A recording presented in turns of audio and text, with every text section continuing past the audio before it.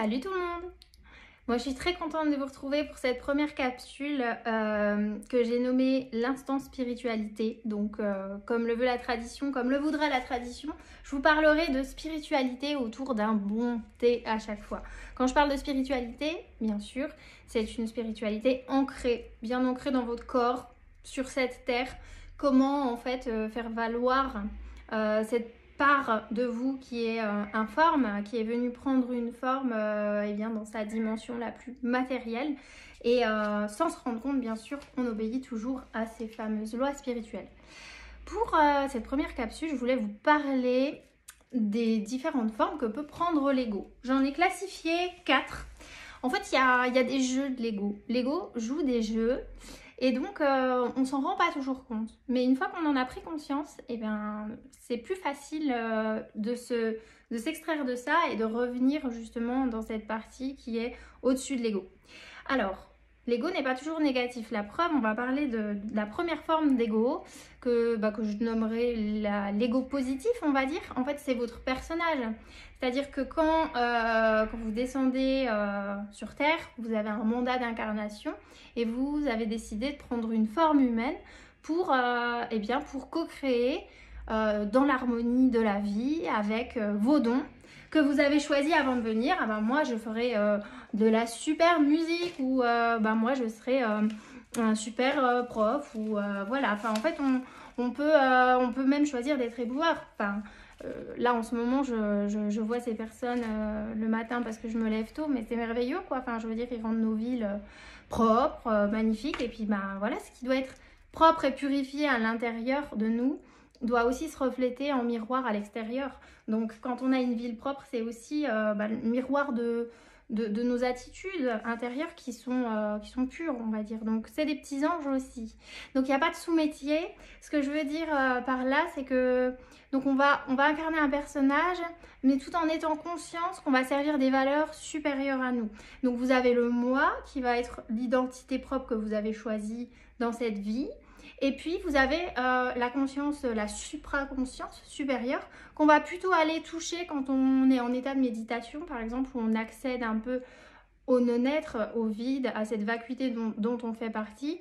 Et donc là, on va, c'est comme si on allait télécharger en fait toute notre âme, en fait, toute la dimension infinie de notre âme pour servir le cœur toujours, et puis cette dimension divine de nous, qui est notre âme, à travers ce corps qu'on a choisi d'incarner, à travers le corps, l'âme et l'esprit aussi. Donc on va utiliser des facultés mentales, mais l'intention derrière sera toujours le service du cœur et non pas, on va le voir dans le deuxième, au service d'un ego qui aurait tendance à être plutôt négatif. Qu'est-ce que c'est que l'ego négatif? L'ego négatif, il va se sentir séparé du reste. C'est-à-dire qu'en fait, on ne se sent pas appartenir au tout. On se voit vraiment comme, on se prend pour notre personnage en fait, alors qu'on est venu juste jouer un rôle pour servir des valeurs plus grandes que nous. Donc ça va entraîner des peurs parce que on se croit mortel. On croit qu'après la mort, il y aura plus, on ne retourne pas à notre source, donc on est déconnecté de la source. Alors la source, vous pouvez l'appeler la vie, le Tao, Dieu, l'esprit divin. En fait, on a carrément oublié qu'on était venu et qu'on était quelque chose de plus grand que ce personnage. Donc ça va donner lieu à une forme de... On va s'accrocher, donc on va créer des stratégies en fait pour qu'il nous arrive le moins de choses possible de désagréables, parce que en fait on n'aime pas ce qui n'est pas prévu. Donc on va par exemple faire le même métier toute notre vie, on va refuser le changement. On va pas obéir à notre cœur. Notre cœur va nous dicter quelque chose, mais en fait par peur de sortir de notre zone de confort ou par peur justement d'aller dans l'inconnu ou de ne plus avoir notre renommée ou par peur du regard des autres, vu qu'on se sent séparé et que on n'a pas encore conscientisé qu'on appartenait au tout, et bien en fait on va se créer une espèce de vie faite d'illusions. Donc en fait, par exemple, on va agir, on peut faire des belles choses, mais juste dans l'intention carriériste d'aller au plus haut, ou voilà. Et souvent, la vie va nous faire redescendre parfois si l'intention première n'était pas venue du cœur en fait, tout simplement. Donc ça peut créer de la déprime, ça peut créer des mauvaises surprises aussi. Et puis surtout, c'est ce qui va engendrer de la compétition dans nos sociétés, la comparaison, de la jalousie et puis des jugements. Donc on va vraiment se croire séparés du voisin ou de la voisine et on oublie en fait qu'on vient tous de la même source. Donc ça, en fait, ça peut beaucoup bloquer dans notre vie parce qu'en fait, la vie est faite de mouvements et de cycles. Et justement, c'est pour nous montrer, quand vous voyez les saisons, en fait, il y a toujours une transformation, il y a une étape de transformation, mais l'essence reste divine.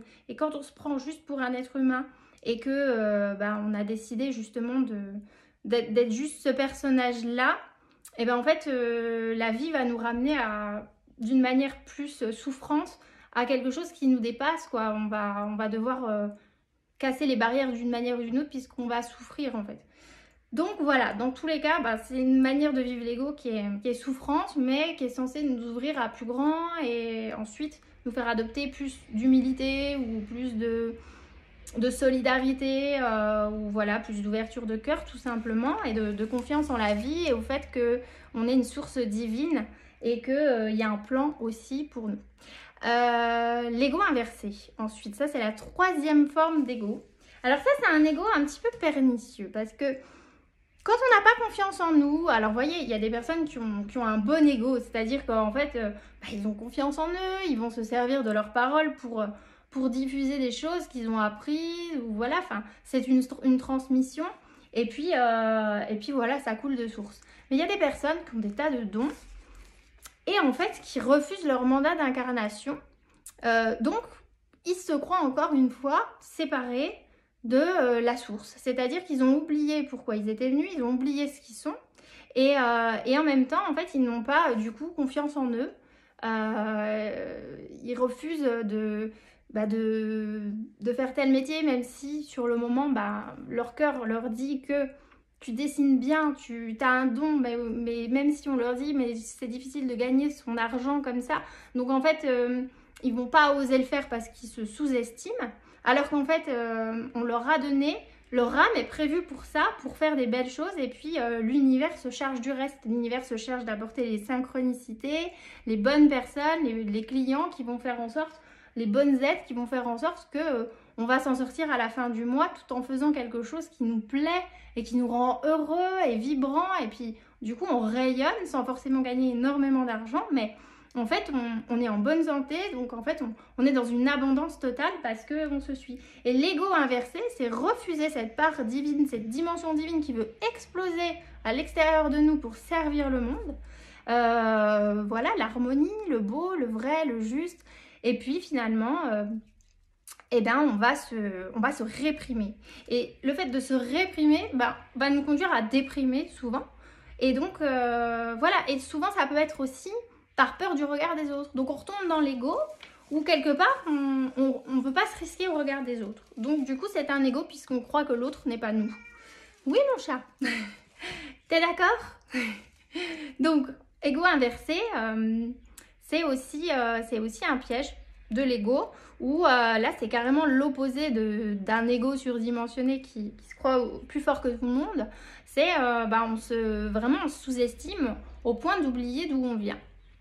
Et qu'on est divin aussi. Le quatrième, le dernier ego que j'ai pu noter, c'est l'ego spirituel.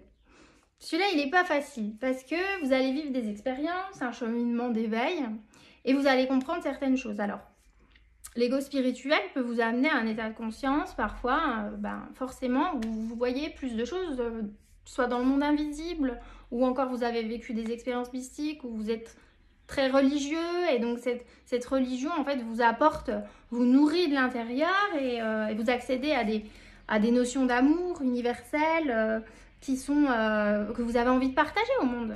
Mais parfois il y a des personnes qui ne sont pas prêtes à le recevoir et vous allez quand même aller essayer d'imposer plutôt que de proposer et donc ça va être contre-productif. Alors ça peut être une religion mais ça peut être tout dogme en fait. On va servir une cause. Et puis, la manière de l'imposer va être jugeante envers les autres. Donc, ça va plutôt braquer la personne en face que d'être productif. Donc, parfois le mieux est peut-être d'être dans l'exemple, de proposer les choses sans forcément vouloir les imposer. Parce que par exemple, on peut avoir une vie exemplaire, avoir compris beaucoup de choses, être écologique, avoir une spiritualité incarnée dans le sens où bah voilà, on médite, on va aller vers les gens, on va être plutôt gentil. Et puis, d'un autre côté, on va détester l'être humain parce qu'il détruit la planète. Donc, en fait, on va juger, on va être dans le jugement d'autrui. Et ça va générer des vibrations négatives de vous-même, quoi, de ce que vous dégagez, de colère. Donc, en fait, il y a toute une aura de colère, de ressentiment, de rancœur envers ces personnes qui sont moins éveillées. Et on oublie qu'en fait, il y a un processus, encore une fois, un plan divin qui nous dépasse et qu'on est aussi venu s'incarner pour vivre cette dualité, en fait. Cette dualité de l'ombre et de la lumière. Et quand on accède à plus de lumière, on n'est pas censé se battre contre l'ombre parce que là, on est dans l'ego de la séparation. Mais on est censé la transcender ou en tout cas apporter notre lumière et la proposer. Et en fait, vous allumez une bougie dans une pièce toute noire, forcément, même une petite flamme, en fait, va faire de la lumière. Donc, en fait, c'est quelque chose, voilà, l'ego spirituel, c'est imposer notre vérité en n'acceptant pas que chacun a son chemin de vie, a son plan vibratoire et a son propre chemin d'éveil, tout simplement.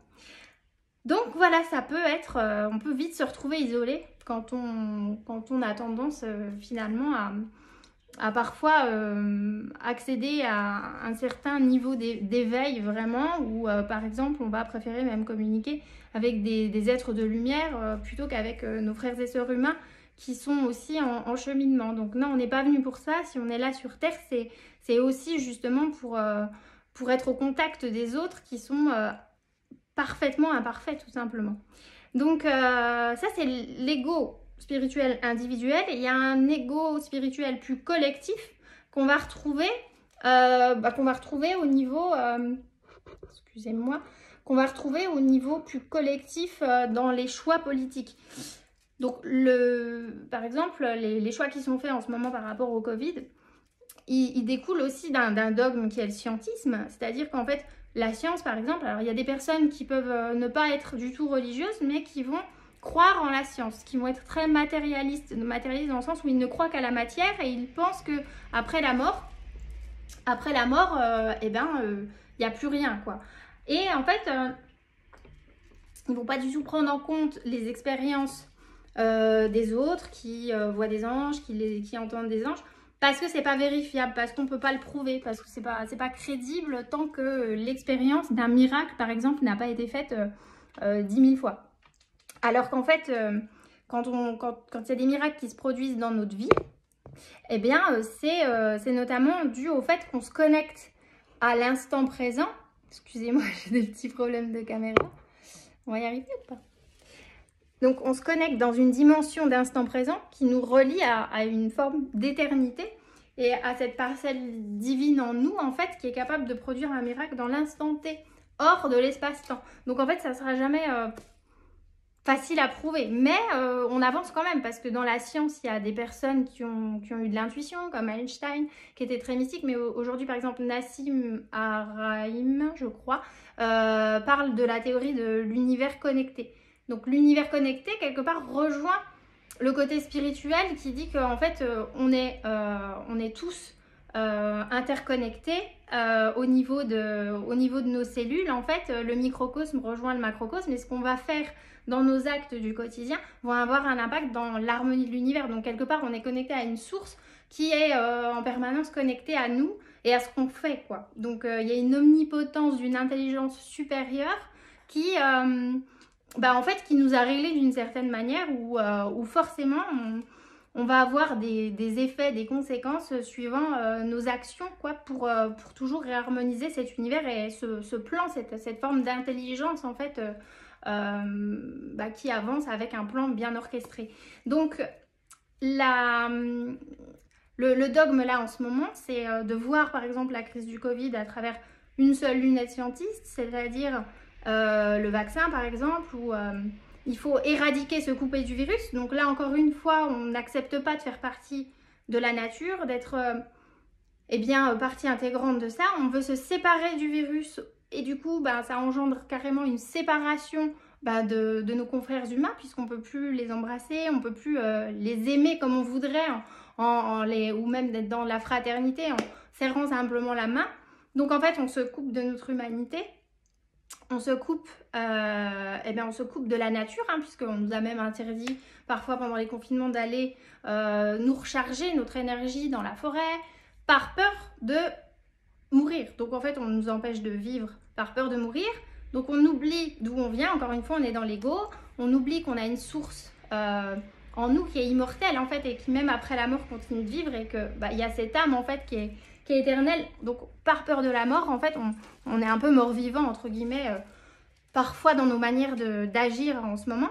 Donc c'est aussi une forme d'ego plus collectif, c'est-à-dire qu'on ne décide pas de voir les choses sous un autre angle, à savoir qu'on pourrait revenir à la racine du mal et puis de se dire pourquoi en fait on n'est pas capable de traverser ce virus cette fois-ci, ou qu'est-ce qui pourrait faire qu'on intègre ce virus comme d'autres virus, hein, comme une grippe ou quoi que ce soit, et justement que notre système immunitaire justement soit capable, comme une armée, de se défendre, de l'assimiler et puis ensuite d'en être immunisé. Donc ça serait revenir plutôt à notre nature, et puis être dans un ego positif où on sait qu'on a une forme humaine mais qu'on appartient à tout l'univers, et donc qu'on est traversé par des virus, par l'air, par toute la matière, et puis par un mouvement en fait qu'on ne peut pas contrôler, quoi, parce que si un virus a décidé de circuler tout le temps, on va se retrouver quelque part à porter des masques toute notre vie. Donc voilà, l'ego collectif aussi peut être un piège parce qu'on refuse de voir d'autres solutions. Voilà les amis, j'essaierai de faire des capsules un peu moins longues la prochaine fois. Je sais que voilà, on a tous nos vies, et donc 5 minutes c'est déjà bien. Là je crois que je vous ai fait 15 bonnes minutes, mais bon, on va dire que c'était pour la première. Donc je vous souhaite une très belle journée, et puis j'oubliais, je vais quand même terminer là-dessus, parce que c'est bien de parler des formes d'ego, mais si justement vous vous retrouvez dans toutes ces formes d'ego, ou dans une, ou dans deux, ou voilà, parfois on peut un peu osciller entre chaque forme d'ego. En tout cas, si vous voulez tout simplement vous reconnecter le plus possible à votre essence divine, à ce que vous êtes tout simplement, il ne s'agit pas de chercher, mais vraiment de se remémorer. Et donc pour ça, vous pouvez utiliser des mantras chaque jour, réciter 3 fois des mantras. C'est très puissant puisque les mots ont une vibration. Quand vous prononcez des mots, en fait, c'est quelque chose en fait qui va créer des réalités, qui va créer des circonstances, des synchronicités. De toute façon, la vie vous enverra en miroir de ce que vous pensez. Et à force de répéter des choses, mais vraiment en ressentant vraiment ce que vous répétez comme quelque chose de déjà advenu, vous finirez par le manifester dans la vie et à être ce que vous dites en fait, tout simplement. Donc il y a un mantra très très puissant qui est très simple aussi, qui est « je suis ». En fait, « je suis », quand vous enlevez le « i », ça fait Jésus. Donc Jésus, quelque part, en fait, la vibration de Jésus, c'est l'être dans sa forme la plus pure. Je vous parle pas forcément d'une religion là, mais vraiment d'une conscience christique qui est consciente qu'en fait on est sur une terre, sur la terre-mère, vous pouvez l'appeler comme ça, et en même temps on obéit aux lois d'un Père céleste, de quelque chose du ciel, quoi, qui est plus grand que nous, et en même temps qui nous a créés. Donc dire je suis, ou je suis ce que je suis, fera tout simplement que en fait vous allez être ce que vous êtes, parce que vous êtes rien de moins qu'une essence divine, une forme, une non-forme qui est venue expérimenter une vie humaine, mais cette non-forme vient d'une source qui est juste parfaite, créatrice, divine. Et donc en disant je suis ce que je suis, petit à petit en fait l'être profond en vous, dégagé de l'ego, des peurs, va se manifester à travers des pensées, des idées, et puis du mouvement plus positif justement, avec des plus belles vibrations de confiance et de foi. Il y a aussi, si vous avez parfois peur encore du regard des autres, tout simplement dire je me libère du regard des autres. Je me libère du regard des autres. Je me libère du regard des autres. Et en fait, vous allez voir que vous allez lâcher prise et être qui vous êtes tout simplement, sans peur d'être jugé par les autres qui ne vous comprennent pas forcément. dans votre chemin de vie et dans votre conscience. Et petit à petit, de toute façon, vous vous rapprocherez de votre famille d'âme et vous verrez que ça match parce que vous aurez des personnes qui vous entoureront, qui vibreront pareil que vous, quoi. Voilà, donc ça c'est un très bon mantra. Je vais regarder parce que j'en avais peut-être noté un autre. Vous pouvez aussi dire « Je manifeste ma divinité ». Je manifeste ma divinité. En gros, ce que vous avez de plus divin à l'intérieur de vous-même, eh bien, voilà, vous pouvez le donner au monde tout simplement. Et eh bien, avant de le faire, eh bien, il faut y croire. Et donc, en le répétant comme ça, sous forme de mantra, déjà, vous le vibrez. Et donc, ensuite, eh bien, il n'y a plus qu'à. Voilà, et bien, cette fois, c'est bon, c'est la bonne. Je vous dis au revoir. Je vous souhaite une belle journée. Tu veux dire un petit coucou? Tu veux dire au revoir? Bye bye. À bientôt.